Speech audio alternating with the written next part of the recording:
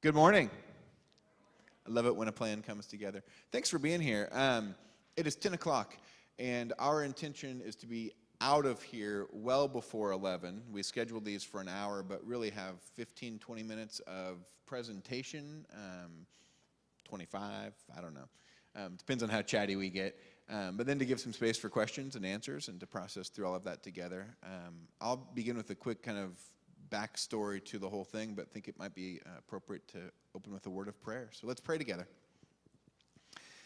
God, we're grateful for your love that creates us and calls us moment by moment and day by day to respond to that love. We're grateful for this community of faith and 164 years of faithful witness in this city. And we're hopeful that as we continue to think about who we are and who you are calling us to be as individuals and as a community, we would continue to align what we do with what we value, with who we believe you are and who you're calling us to be. So again, we're grateful for this time to gather and hopeful for what your love is doing in this place. All of this we pray in Christ's holy name. Amen. Backstory. This is my fault as your senior pastor that we're having this conversation. Many of you have heard me reflect on this in different settings, but in my third month, probably, not quite 4 years ago now, I realized that I get to stand up on Sunday morning in front of our 8:15, our 9:30, and our 11 o'clock worship celebrations. At that time, we had the same person run slides every Sunday, the same person run sound every Sunday, but we were probably the only three people who were in all three of those celebrations. I was the only one who was up front, seeing everybody who was present. And over the course of several months, it was haunting me that I never saw kids in worship, and I never saw really youth in worship, K through 12. And so one Sunday I said, I want to just name this to you, church, right? Because I think if you go to the 8:15 service, you might make assumptions that kids and youth are in 9:30 or 11, and similarly all the way through the morning, you could assume, well, they're not in the service I'm in, but they're in another service. And in that was hearing conversations I had had with other people as I transitioned in. Several people said to me, two families in particular, we loved the 9:30 service when our kids were young. It was so convenient. We would go to worship, the kids would go to Sunday school, we only had to be in the building for an hour, and then we could get on with our week. And then in separate conversations with both of those families, they said some version of, our kids are in their mid-20s now, and they don't attend worship anywhere, and we don't understand why. And I thought to myself, I wonder if all of that's connected. We have programmed as a church to have young people in Sunday school from pre-K through 12th grade at the same time that we have a worship service. We are not alone in that. That was a big thing in the 1990s. Many churches said this is a really convenient way to launch a contemporary worship service. We don't have to disrupt our early service and our late service. We'll keep doing them the way we're doing them, and we'll launch this contemporary service on top of the Sunday school hour, and it will be very convenient. And we have learned that it is very convenient. The concern, though, is that we're more interested in discipleship than convenience, if our mission is to make disciples of Jesus Christ for the transformation of the world. And so back in the summer of 17, I set a few goals for myself in conversation with Leadership Council and Staff Parish, and one of those was to develop a process of conversation to explore what the ideal Sunday morning worship schedule was. We began that on March 13th of last year, 1 year to the day from the first of these listening sessions that we did. And as we got into that conversation, there were a couple of fascinating places that I watched anxiety kind of shoot up in the system, you know, how has the tendency to do. Very quickly, people said, a couple of different settings and contexts, well, if they take away my 8:15 service, I'm going to go to Countryside. So there was this anxiety that the 8:15 service was going to be eliminated. Also, if you were with us through last summer, we did first Sunday of June, July, August, and September, the one combined worship service at 10 o'clock to do some kind of a community celebration that was following. And so people started to say, oh, that's what's happening. We're going to get rid of all three services, and we're just going to have one, and this is just a laying the groundwork for what's going to be. In those anxieties, I heard regularly, I want my thing in my place at my time, my way. And if I don't get that, then I don't think the church is what I want the church to be. And so the group of people that were together to talk about worship schedule deviated a little bit and began to talk about a discipleship pathway more fully, with an understanding that if we're not clear about what we mean when we make disciples of Jesus Christ for the transformation of the world, we can't structure our lives in an attempt to do those things. And so we'll talk about the discipleship pathway in just a minute. I'll pass the microphone to Laura to do that. But is that project overview slide up there, the next one? Questions for us. Why do we worship when we do? Why is Sunday school at 9:30?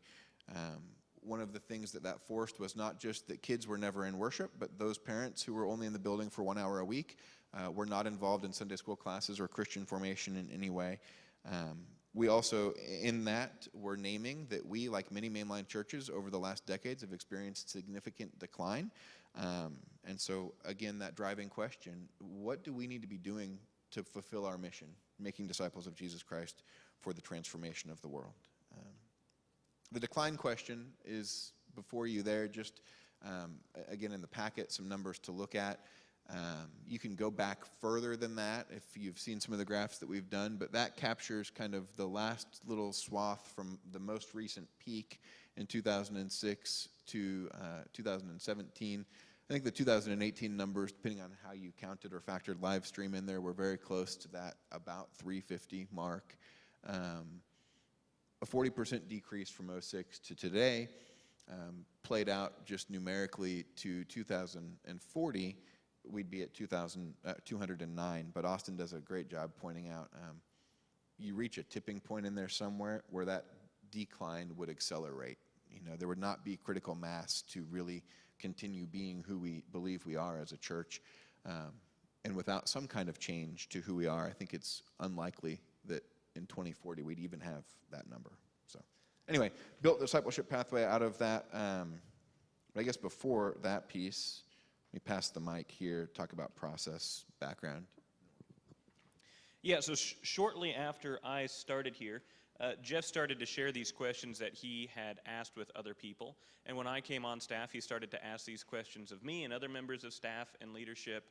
And finally, he and Leadership Council agreed that it was time to form a body, this worship task force, to discuss whether or not we were living into our ideal weekly worship schedule. And so we sat and kind of crafted a team that we believed and hoped represented wide swaths of this congregation. It was a mixture of staff and laity and leadership, people from all three services, people involved with children and youth and adult discipleship. We really wanted to get as many voices in the room as we could to make sure we weren't missing anything when we started talking about the way that we have set up Sunday mornings and really the whole week, kind of that rhythm of life in which we as Topeka First UMC live into. And so we started to meet and quickly kind of started to spin our wheels, because when you ask a question that big, it's hard to find traction at first. And you would throw out an idea and then you'd leave the meeting for the week and come back 2 weeks later and it'd feel like we were just starting over. And eventually we kind of asked in the group, as Jeff alluded to, like, we don't really know what question we're trying to answer. Because if we want to live in our ideal worship schedule, that schedule would help us further our mission and vision, which you saw at the beginning. You know, our mission is to live to be a body that creates disciples to transform the world, and we do that through connecting and growing and serving for the good of the city. And so we said an ideal worship schedule helps us do those two things, and we talk a lot about being disciples and creating disciples, but we don't know what disciples look like, what disciples act like, what disciples do. It's a really nice word, but we're not sure what it means. And so the team decided to pivot and work on the discipleship pathway, and I'll let Laura talk about that process and leadership's role and all of that. And you all have probably seen this as Jeff's talked about it in worship, and hope that you're finding some meaning in this. But one of the things, and Austin did a great job of explaining kind of how we went through that process. I can't believe it's almost been a year, but there were times that we were like, oh, what are we doing here? And so pivot is a good word, and we started to talk about these words, you know, worship, group life, generous givers, servants, and storytellers, and trying to come up with this matrix that would help us live into being disciples of Jesus Christ. And so I think with the worship schedule that we're proposing, I think of these first two with worship and group life, that will really lend itself to helping us live into those two things, especially with giving some options for worship, and then also group life, that 9 to 10 hour that we'll be talking about in a little bit, giving people more of an opportunity to join a small group, which with the discipleship pathway, we say is a key part of becoming a disciple of Jesus Christ. So that's one of the things I'm excited about the new proposed schedule. And I'm also excited because I've had a few conversations with people in the last week or two, several who've attended the first 3 of these listening sessions, and people seem to be excited about it. I know in the beginning we had some pushback, and I know there might be some anxiety around it, but I feel like it's a good blend of something new and exciting, but also preserves a lot of the things that we're all used to. So I hope that makes people feel a little more comfortable with these changes that we're considering. So we developed the discipleship pathway. We sent that to Leadership Council towards the end of last year, and that's where the interplay between our task force and Leadership Council proved really helpful, because throughout the summer we were just buried inside of the discipleship pathway. We were the insiders. We knew what it was supposed to do, so we sent it to leadership, and they pushed back and said a couple of things don't make sense. Can you clarify? Can you refine? We did, and they finally approved it towards the end of last year. We rolled out a sermon series introducing it to the congregation, and have been working to create the systems that allow us to live in these 5 rhythms. Our task force returned to worship and group life. We saw those two as intricately connected to one another, and so the group life side, we developed the small groups, which have already piloted during this season of Lent and will continue to roll out next fall, and worship is what we're here to talk about today. So we came back from sharing that with Leadership Council and said, okay, now we know what a disciple does, right? They grow through group life and they connect through worship. How do we allow people to do both of those things on a Sunday morning? And how do we create an opportunity where everyone connected to the church can do that? Because in the current system, a good chunk of people can do that, but that 9:30 service especially was excluded from the ability to do both. And so we looked at the current schedule and saw that it causes adults who worship at 9:30 to miss a lot of the growth opportunities we offer on Sunday mornings. It was especially apparent last Sunday when we had one of these listening sessions. There were about 40 people downstairs at 9:30, and I said, if you're here from the 9:30 service, you've chosen to miss church to be here. If you look around and don't see anyone from 9:30 here, that's part of the reason we're having this conversation. It also means that 9:30 worship attendees miss those special events, right? So like Sunday morning, like our summer symposiums in the summer, often the youth mission trip reports happen at that 9:30. Guest speakers come in at 9:30, and so either they choose to miss worship or they miss that special growth opportunity altogether. And we also, again, realize that children and youth that go to Sunday school are often missing worship. Not always, but often they are in Sunday school.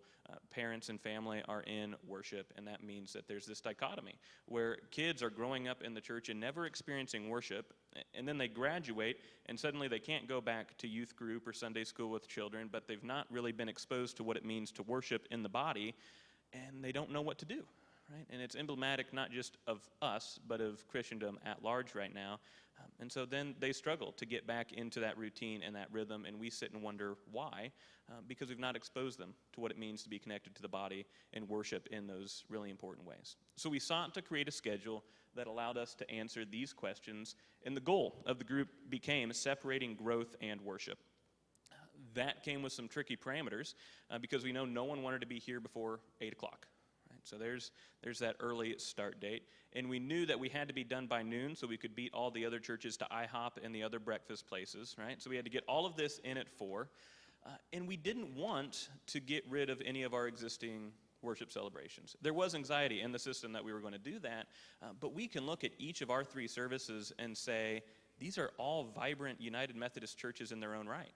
And if we plopped the 8:15, 9:30, or 11 o'clock service into a church in any part of Kansas or Nebraska, it would be a vibrant, successful church.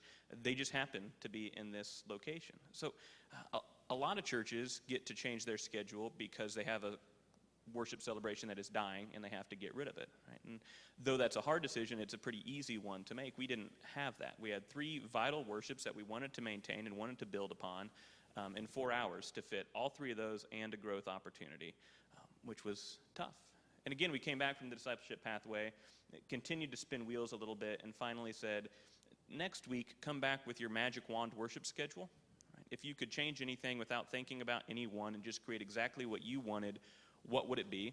And so the group came back and we wrote about 15 worship schedules up on a whiteboard. By the time we left an hour and a half later, we had whittled it down to 12, and I walked out and said, we're never going to get done. We're never going to get there. And over about 6 more months, we slowly whittled that down until we got to our final 4, and then the final 2, and eventually the proposal that has been before you now for just over a month. And so this is the schedule that we came up with. So 8 o'clock, a worship celebration led by the organ in the chapel, set at 45 minutes. That's the 8:15 service, moved back 15 minutes, okay? 9 o'clock, a growth hour for children, youth, and adults, all meeting throughout the church, all age levels included. 1 hour, so those are existing Sunday school classes that are just moving 30 minutes earlier, but will continue to meet with their groups and their spaces in the way that they're used to doing that. It's also going to be some new opportunities. We realize that when you remove a worship celebration, there will now be a lot of parents of children who are in Sunday school who may be looking for their own growth opportunities. So how do we create some new Sunday schools? How do we create some life groups that meet on Sunday morning and allow that opportunity to happen? What do we do on Sunday mornings to accommodate that growth? So a combination of what is and what can be. And that was the easy part. Then we had to figure out what to do with 2 more worship celebrations in a fairly tight timeline. And we landed on this staggered schedule. So at 10:15, the worship celebration led by the praise band in the chapel for 1 hour. The 9:30 service moved off of Sunday school, set at 10:15. And then at 10:30, a worship celebration led by the choirs and the organ in the sanctuary. The 11 o'clock worship moved down 30 minutes as it currently exists, staggered on top of each other. And we looked at a lot of things in this process, an exhaustive list of service opportunities. And one of the questions we had was whether or not do we stagger the 2 services at the end, or do we stack them right on top of each other and use our technology to stream the sermon into one of the 2? We don't have the technology to do that, and so I went around and started asking what it would take for us to get there, and was at a leadership conference at Church of the Resurrection in Leawood over the summer, and they do live stream sermons at the same time all over the Kansas City area, across their campuses. And so I said to their director of technology, how do you guys do it? Would you recommend it to other churches? What do we need to do to get there? And he said, we hate it. It's a nightmare. It's so hard, and it's so tricky, and the technology is so finicky, and if we didn't have to do it, we probably wouldn't. And I said, well, you have a staff of about 25. I have me and some great volunteers, but I don't think we're ready for that. And so came back to the group, said staggered is probably going to be a lot easier to pull off than truly stacked, and that helped us get to this point. Common questions that we receive about the schedule mostly revolve around whether or not the pastor will be live in both services preaching. And the answer is yes. We figured out how to allow Jeff or any guest that is preaching on a Sunday morning to preach in both spaces live. And so the sermon is front-loaded on that 10:15 service, and then back-loaded at the 10:30 service. All the elements that you are used to in your worship celebration are still there. The order in which they exist, though, has been changed to give room for that transition from one space into the other. Yeah. Across the top, those 3 dots were representative for us of the key stakeholders that we were trying to think about in the conversation. So the membership of our congregation, those roughly 780 people who choose to call Topeka First home, about 350 of them roughly coming on most Sundays. But beyond that, we also thought about our community members, not just this church family community, but for the good of the city, the people of Topeka who do not know Christ's love for them and do not have a church home yet, and how that plays out. And then, as Austin said earlier, there was specifically that concern around children and youth, having opportunities to really live in that discipleship pathway, both for group life and for worship together. And so we thought it was interesting as we looked at these statistics. I'm not sure who first gave them to us. Did those come from Nancy Lewis? The, kind of some of the Greater Topeka Partnership research was looking at, those age demographics, and so did that breakdown of people even in Jackson, Jefferson, Osage, Wabunsee counties who are part of kind of the Topeka metro. What are the ages? What are the median? If you look at that total of Shawnee County, the median age is 37.9. And at the bottom, we ran those numbers for our congregation currently. The median age of our congregation is 59. The average age of our congregation, and this is preparatory and full members, so any baby that has been baptized through adult membership, our average age is 54.13. Ideally, we would be able over the next few years to close the gap between the median age of the community around us and the median age of our church family. And so a focus on children and youth and ways for them to grow as disciples will be a significant piece of that. Again, just those numbers as an interesting opportunity to reflect on. Yeah, so I'll take it back. One of the things we realized as we began to explore changing worship schedules and really started to dig into, once we identified kind of our proposed schedule to Leadership Council, was that resources and responsibilities were going to shift a little bit. You can't change the entire schedule through which we exist on Sunday mornings and not have volunteer pools especially be affected. So most of the volunteer needs will continue to be the same, but the way in which we do some of those things will be effective. I'm aware that with my sound tech in particularly, in the current schedule, I can have one sound person, and I do have one sound person run the whole Sunday morning.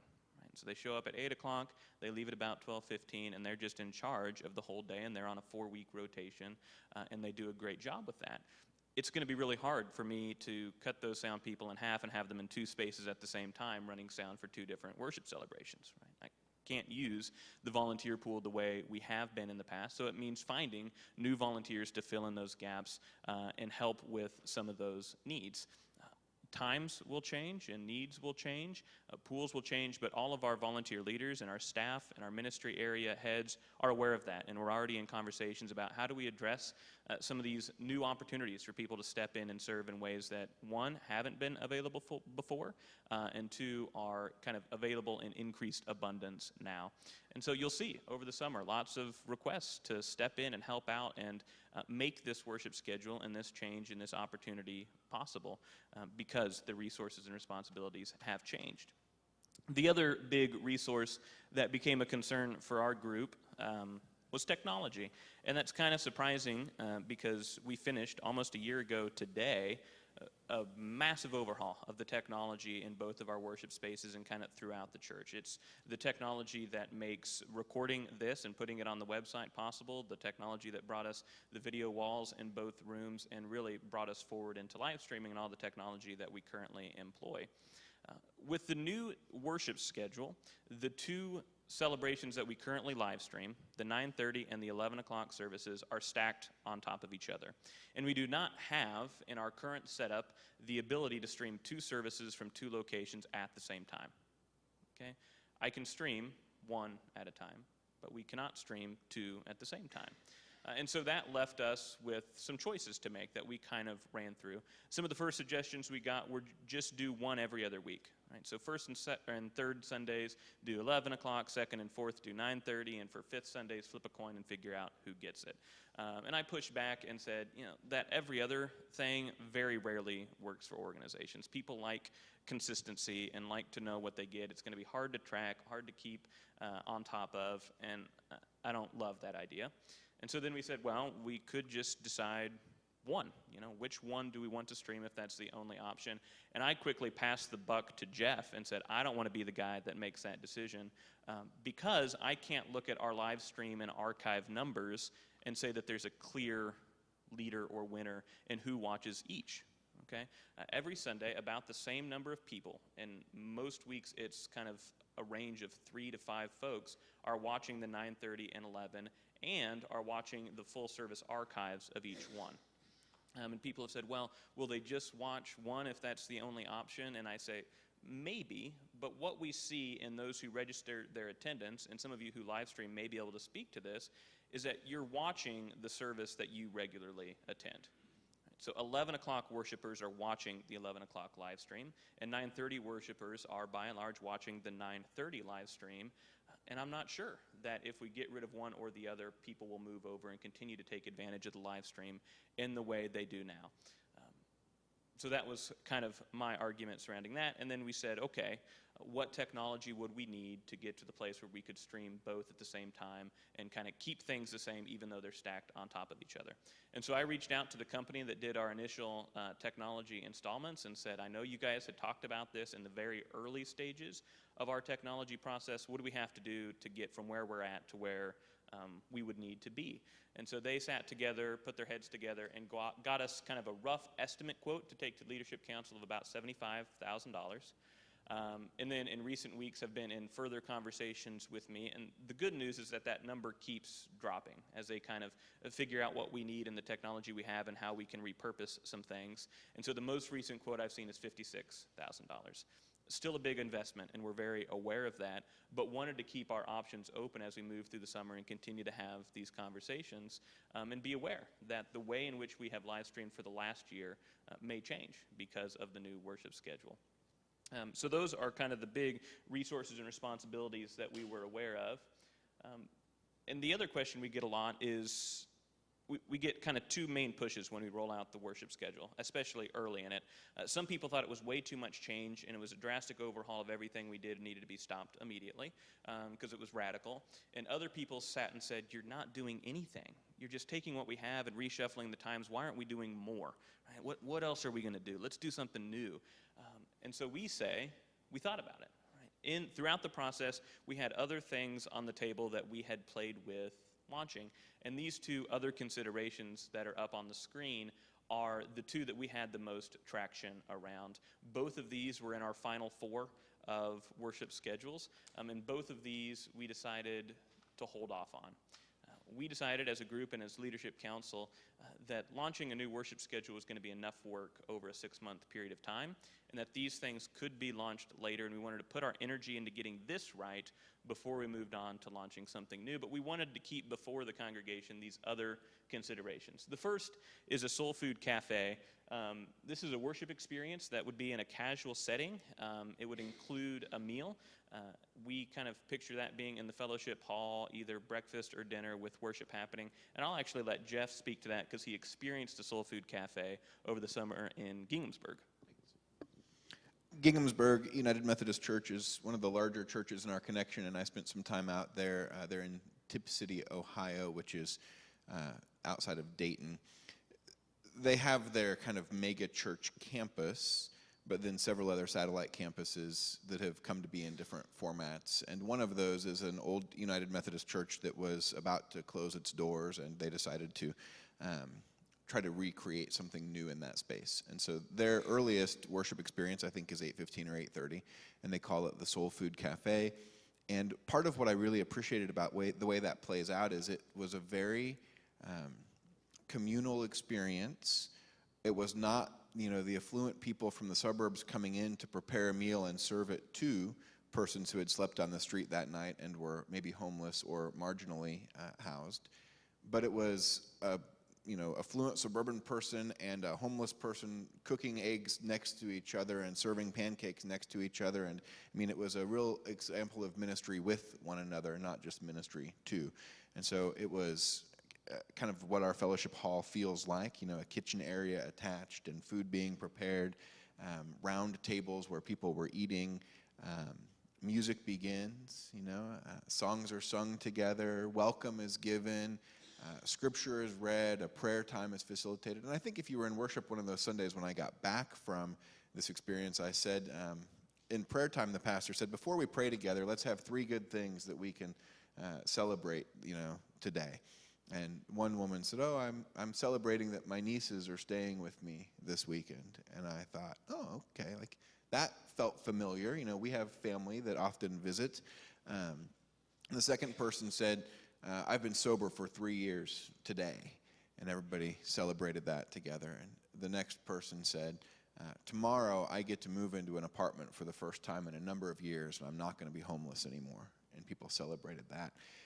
It had a real feel to it of authentic community in a way that often churches don't play out. And so we've thought there's real potential for that here as we continue to be a bridge between the revitalization happening along the Kansas Avenue corridor, the neighborhood to our west. I mean, what would it look like to create a very different worship experience that is creating a sense of community in those different places?